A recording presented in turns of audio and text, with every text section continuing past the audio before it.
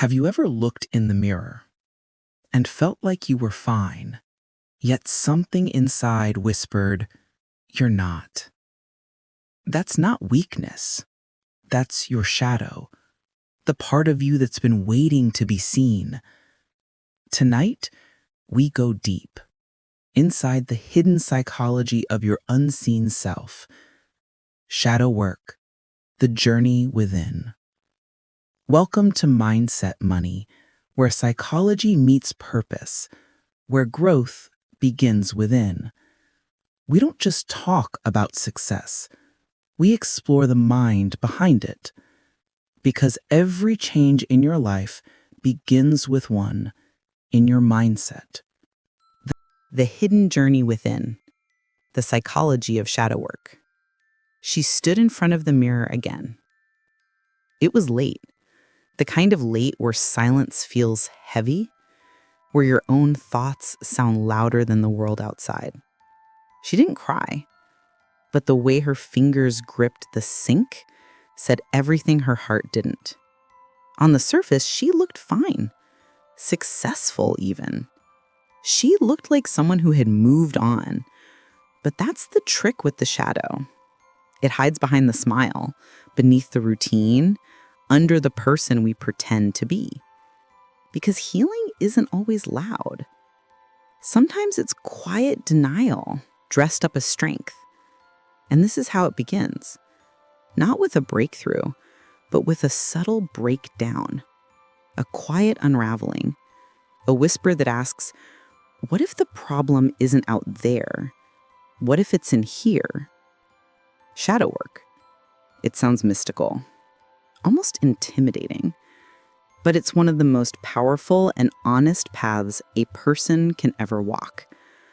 Most people never take it, not because they can't, but because they're afraid to look within long enough to meet what lives there.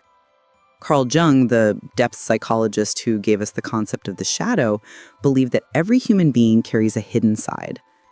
The side we reject, suppress, or fear. And if we don't face it, it quietly runs our lives from the background. Think about it. Ever overreacted to something small? Someone's tone, a careless comment, and later thought, that wasn't me. Or maybe you've sabotaged something good, repeated the same mistakes, or felt trapped in patterns you swore you'd broken. That's not random. That's your shadow asking to be seen. Your shadow isn't evil. It's simply the part of you that learned, long ago, which emotions were safe and which ones had to be buried. As children, we were taught in subtle ways. Don't cry like that. Don't be too loud. Be nice. Be good. And so we buried anger, desire, creativity, even love. Shadow work is about unburying those parts, not to relive pain, but to become whole again. But here's the truth no one tells you. Shadow work isn't beautiful. It's not candles, crystals, or soft music. It's sitting in silence while your mind shows you everything you've tried to avoid.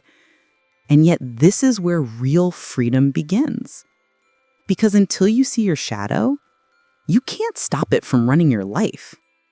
Jung once said, one does not become enlightened by imagining figures of light, but by making the darkness conscious. That's what shadow work is. Not a self-help trick, but a meeting with truth. So where do you start? Not with perfection, with awareness. Just the courage to notice. Notice what triggers you. When you overreact, ask, what part of me feels threatened right now? Write it down, not to fix it, but to understand it. Because your shadow doesn't live in your to-do list. It lives in the emotions you keep avoiding. Then comes radical self-honesty. We all tell ourselves stories to survive. I'm fine. I don't need anyone. I've moved on. But shadow work asks, who would you be without that story?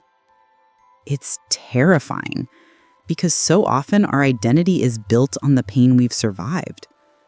To let go of that story feels like losing yourself. But really, it's finding yourself. Next, confront your projections. What you despise in others often mirrors what you deny in yourself. That jealousy, that irritation, they're reflections. Your shadow trying to say, look, this is you too. But remember this paradox. The shadow isn't only darkness. It's also light. Jung called it the golden shadow, the brilliance, creativity, and love we've buried because someone once said, you're too much. So shadow work isn't just about pain. It's about reclaiming your hidden power, your buried beauty. Yes, there are tools, journaling, inner child work, meditation, but the real work is honesty, the willingness to stay present when it hurts. If you're new, start small. Read Owning Your Own Shadow by Robert A. Johnson, then Meeting the Shadow. And when you're ready, dive into Jung's archetypes and the collective unconscious. You won't be the same after. But remember this. You don't do shadow work to feel better. You do it to get real. And in that realness, you start to heal. After your first true moment of shadow work, you'll feel a strange quiet. Not peace yet, but clarity. Like standing in a storm and realizing you're still standing. The shadow doesn't just live in your past. It lives in your choices, your relationships, your silences. It hides in the smile you fake, the boundaries you break, the moments you settle because you think you don't deserve more. Shadow work isn't about remembering pain. It's about seeing how pain still shapes your life.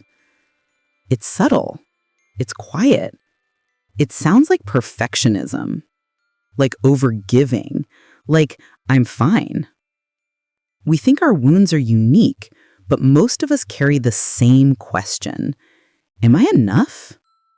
We build masks to hide that question, masks Jung called the persona. We wear them not because we're fake, but because we're scared. Scared we're too broken, too much, or not enough. But the more you hide your shadow, the stronger it becomes. Not because it's evil, but because it's desperate to be seen. Every judgment, every repeated mistake, every self-sabotage is your unconscious saying, please, look at me. So slow down. Sit with your discomfort. Don't run. Don't fix. Just listen. Ask yourself, what am I really afraid of? What part of me did I abandon to survive? Whose voice is this in my head? And then write to that part of yourself, the scared child, the angry teenager, the tired adult. Let them speak, not to fix them, but to witness them. That's where healing begins. Shadow work isn't about perfection. It's about honesty. It's not about changing who you are. It's about remembering who you were before the world told you to hide. But don't do it alone forever. Find someone who can hold space, a friend, a therapist, someone who listens without judgment. Because you'll revisit the same wounds again and again, but each time you'll carry more wisdom, more compassion, more truth. You'll start to notice small miracles. You'll pause before reacting, speak what you really feel, and stop abandoning yourself just to be accepted. That's what Jung called individuation, the journey of becoming whole. Not perfect, not polished, just real. Because wholeness isn't about light. It's about truth. And truth, no matter how dark, is what finally sets you free.